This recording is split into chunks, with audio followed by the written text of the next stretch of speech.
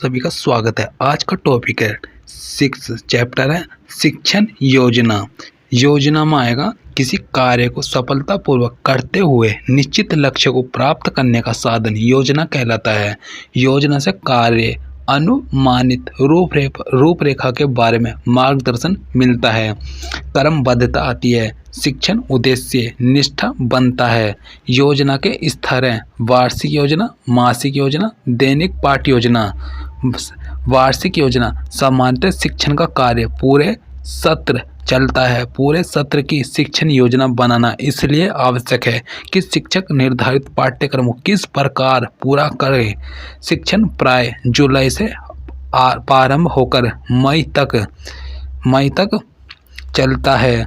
इसे शिक्षण वर्ष भी कहते हैं। अतः सत्र भर के लिए बनाई गई योजना को वार्षिक योजना भी कहते हैं।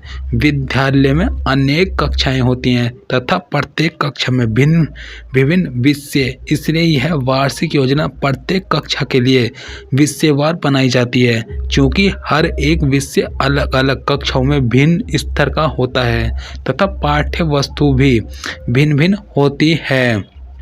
इस कारण से सभी कक्षाओं की एक वार्षिक योजना बनाए जाना संभव नहीं है।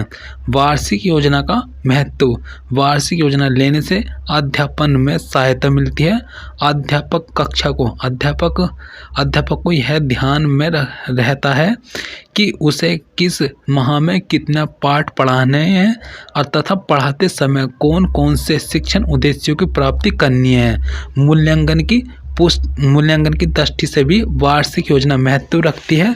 वार्षिक योजना में प्रथम, द्वितीय, तृतीय परख तथा अर्धवार्षिक परीक्षा तक कराई जाने वाली पाठ्यक्रम का उल्लेख होता है।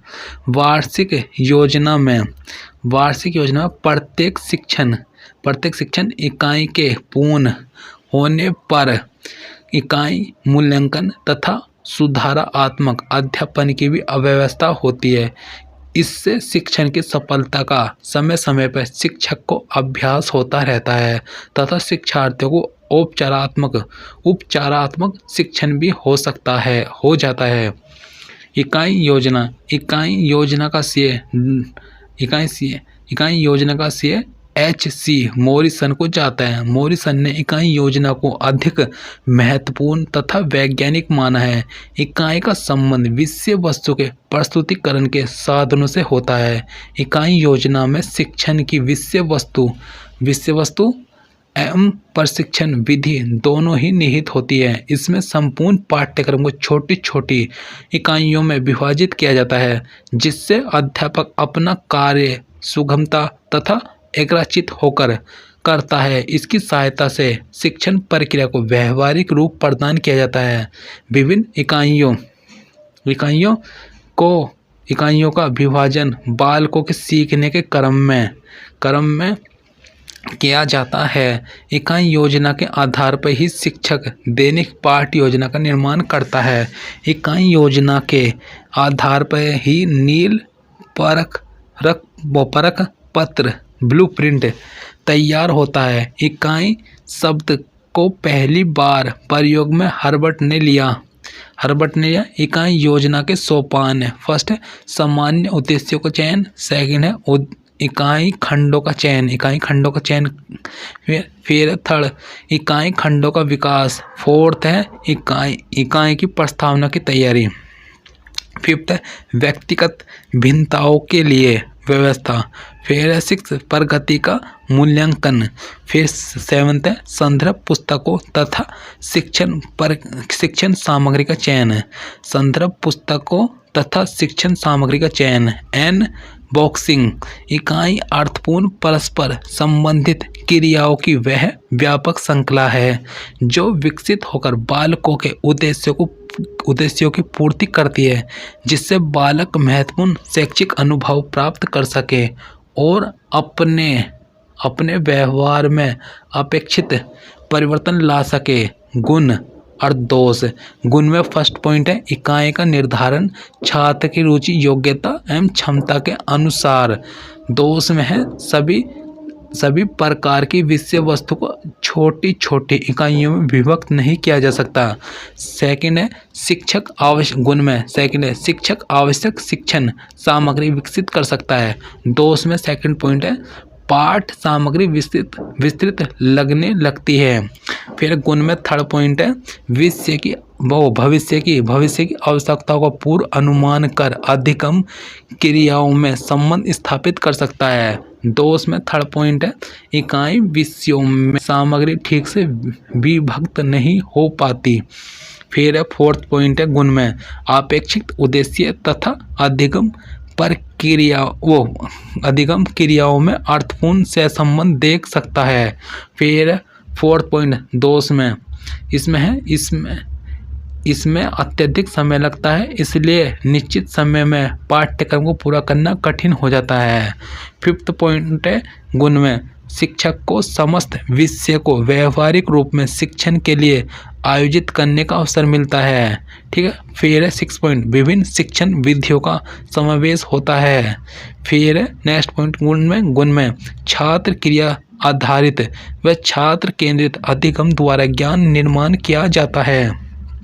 फिर इसमें है पाठ योजना में आएगा पाठ योजना वह पूर्व निर्धारित योजना होती है जिसके अनुसार अध्यापक नवीन ज्ञान की विधियों एवं सहायक सामग्री के माध्यम से विद्यार्थियों के समक्ष एक सुनिश्चित अवधि के अंदर प्रस्तुत करता है। इस प्रकार शिक्षण व्यवस्था के सभी पक्षों के व्यवहारिक रूप का आलेखन ही पाठ योजना है। पाठ योजना का निर्माण शिक्षण की पूर्व अवस्था में किया जाता है। शिक्षक कक्षा में जाने से पूर्व पाठ के विषय में पूर्व विचार करके कि उसे कौन सा पाठ कितना और कैसे पढ़ाना है, उसमें क्या सही सामग्री होगी, कौन से प्रयोग उदाहरण तथा अभ्यास लेने हैं आदि के विषय में पहले ही निश्चय कर लेने की पाठ योजना कहते हैं।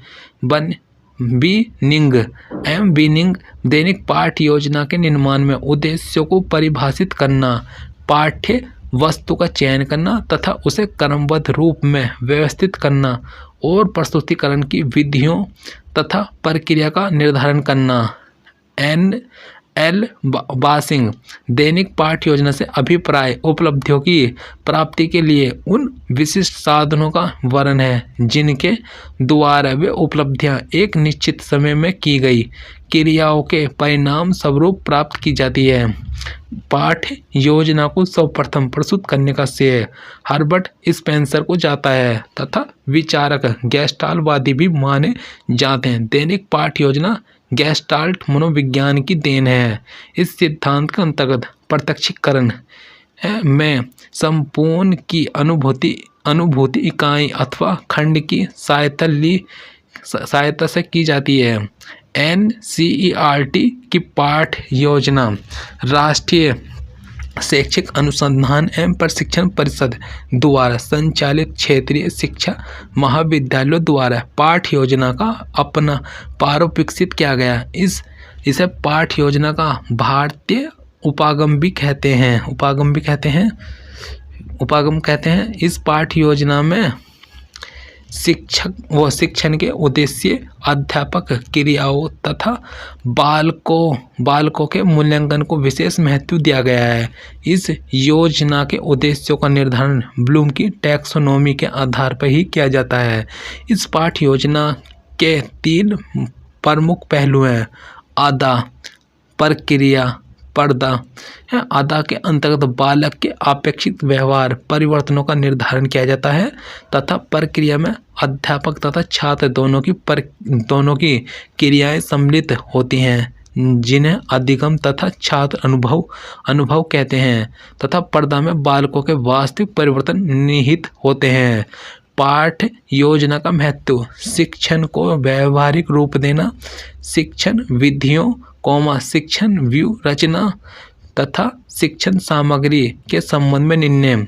फिर शिक्षण को उद्देश्यपरक एवं सार्थक बनाना, छात्रों की अधिगम उपलब्धि को मापने का आधार। फिर है शिक्षण बिंदुओं का निर्धारण, शिक्षण क्रियाओं तथा सहायक शिक्षण सामग्री की जानकारी। पूर्व ज्ञान को आधार बनाना जिससे पाठ में सरलता व नवीनता। फिर शिक्षण की प्रभावशीलता सफलता तथा प्रगति सुव्यवस्थित पाठ योजना पर निर्भर है। फिर पाठ योजना निर्माण के तत्व। अध्यापक का विषय वस्तु पर पूरा अधिकार, उद्देश्यों को व्यवहारिक रूप में लिखने की क्षमता तथा योग्यता हो। फिर है विभिन्न शिक्षण विधियों तथा प्रविधियों तथा सहायक सामग्री की जानकारी तथा प्रयोग में लाने की कुशलता होनी चाहिए। पाठ योजना के व्यवहारिक रूप की जानकारी हो। मूल्यांकन हेतु प्रश्नों का निर्माण करने का कौशल होना चाहिए। विभिन्न उपागम हर्बट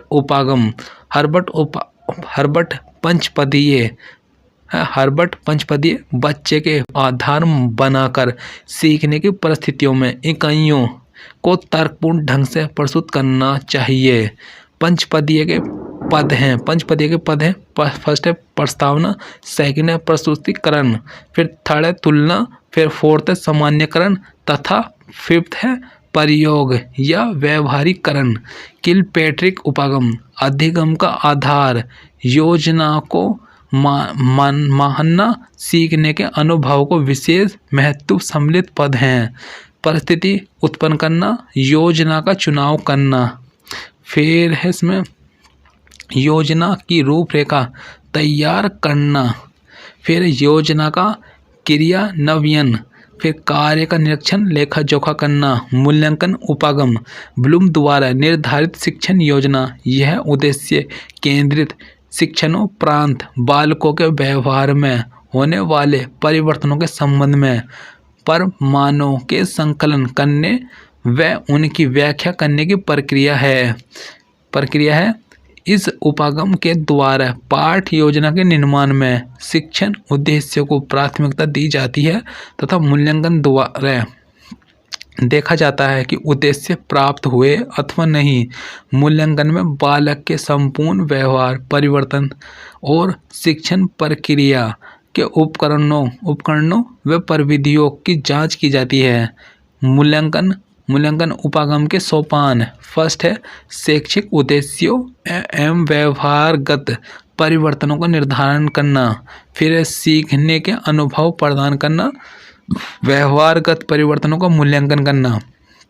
मोरिसन उपागम शिक्षण की चक्रीय योजना, जोन डीवी व पंचपदीय प्रणाली का समन्वित रूप इकाई योजना को अधिक महत्वपूर्ण तथा वैज्ञानिक माना है। छात्रों की आवश्यकताओं को प्राथमिकता, रुचि, दृष्टिकोण व दैनिक जीवन संबंधी आवश्यकताओं पर विशेष बल।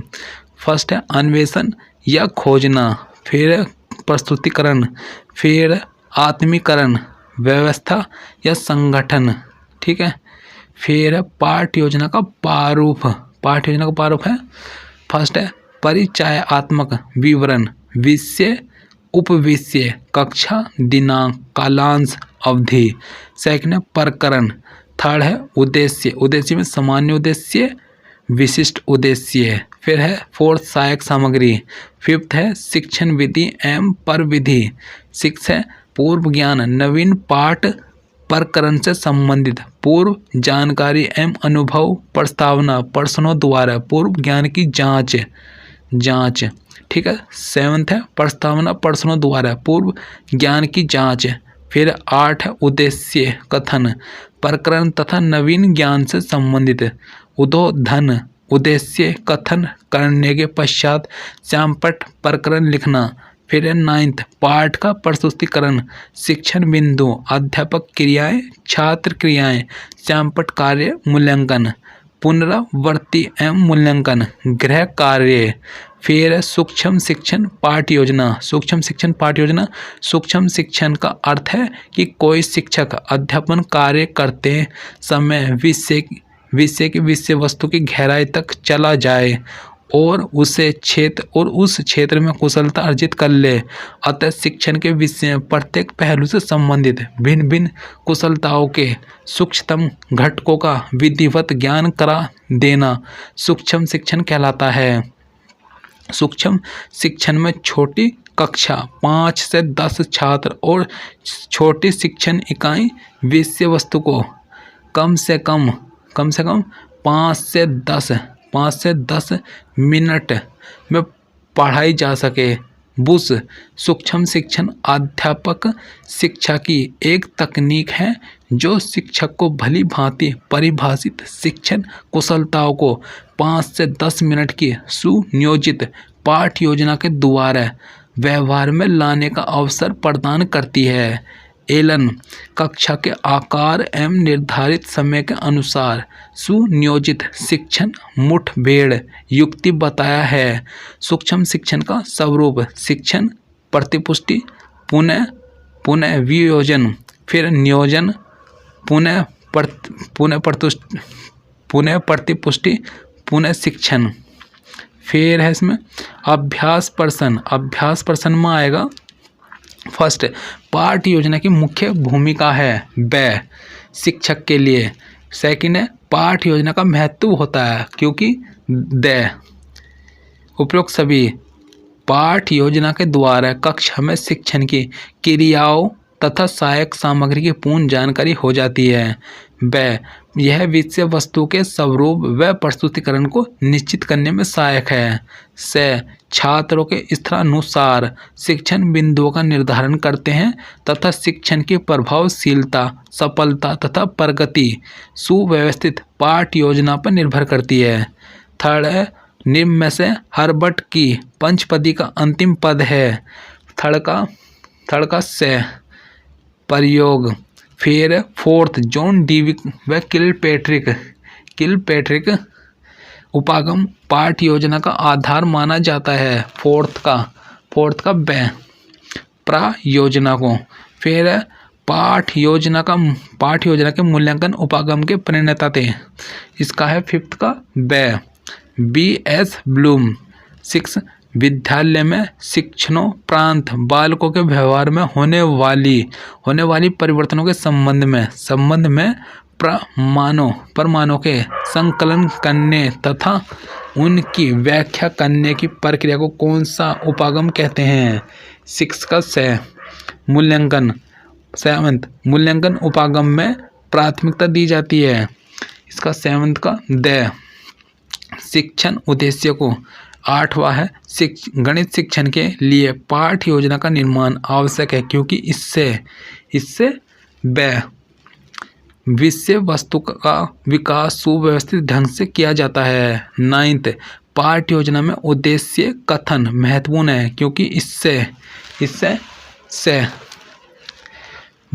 इसमें है बालकों को नवीन पाठ के उद्देश्यों का आभास हो जाता है।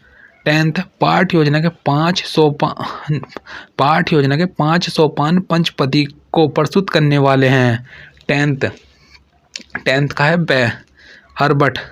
फिर 11 एक अच्छे अध्यापक को अपने अध्यापन कार्य को सफल एवं प्रभावी बनाने हेतु निर्माण करना चाहिए। 11 का है द उपरोक्त सभी वार्षिक योजना का इकाई पाठ योजना का दैनिक पाठ योजना का।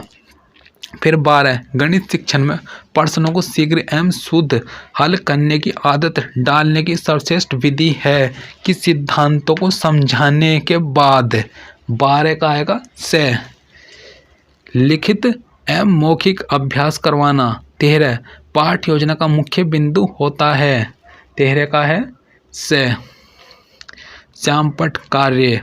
फिर 14 प्रस्तावना का मूल आधार है पूर्व ज्ञान।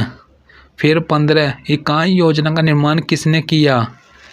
इसमें है 15 का मोरिसन ने। ठीक है किसे इकाई शब्द को शिक्षा में लाने का श्रेय दिया जाता है। इसमें है 16 का हर्बर्ट को। फिर है शिक्षक के लिए पाठ योजना बनाना आवश्यक है। 17 का है अनुदेशन उद्देश्य की प्राप्ति के लिए, अनुदेशन उद्देश्य की प्राप्ति के लिए। फिर 18 शिक्षण व्यवस्था के सभी पक्षों को व्यवहारिक रूप का आलेख पाठ योजना है। यह परिभाषा किसने दी है? 18 का आ जाएगा डेविस ने, डेविस। फिर है पाठ योजना बनाते समय कौन सा कारक प्रभावित नहीं है? 19 का है शिक्षकों की औसत आयु। फिर 20 पाठ योजना का अभिभार्व किससे हुआ है? 20 का है गेस्टाल्ट मनोविज्ञान। फिर है सूक्ष्म शिक्षण में छात्र अध्यापक द्वारा प्रयुक्त प्रक्रिया का अंग नहीं है। 21 का है उद्देश्य कथन। सूक्ष्म शिक्षण में कक्षा का आकार होता है। 22 का 5 से 10 विद्यार्थी। ठीक है। 23 में सूक्ष्म शिक्षण तकनीक के अंतर्गत पुनर्नियोजन का समय होता है। 23 का है 5 से 10 मिनट। ठीक है। फिर है सूक्ष्म शिक्षण तकनीक का पद नहीं है। 24 का है 24 का है चर्चा का सत्र। सूक्ष्म शिक्षण तकनीक का पद नहीं है, चर्चा का सत्र। ठीक है। फिर है 25 निम्नलिखित में से पाठ योजना का अंग नहीं है। 25 जांच कार्य। फिर 26 हर वर्ष की पंचपदीय प्रणाली में परिगणित पद है। 26 का है 26 का इसमें है सभी प्रस्तावना, प्रस्तुतिकरण, तुलना। फिर 27 निम्नलिखित में से अध्यापन कौशल में सम्मिलित नहीं है। 27 का अपना कौशल। फिर है 28 दैनिक पाठ योजना के निर्माण में सम्मिलित होता है। इसमें है 28 का है ये सभी विषय वस्तु का चयन, शिक्षण उद्देश्यों को निर्धारण, फिर शिक्षण विधियों का निर्माण। फिर 29 पाठ योजना का अभिभार्व किससे हुआ है? 29 का आ जाएगा 29 का यह गेस्टाल्ट मनोविज्ञान से। 30 है पाठ निर्माण, पाठ्यक्रम निर्माण योजना से संबंधित व्यक्तियों को पाठ्यक्रम बनाते समय अधिक जोर देना चाहिए। 30 का है समाज की वर्तमान स्थितियों पर।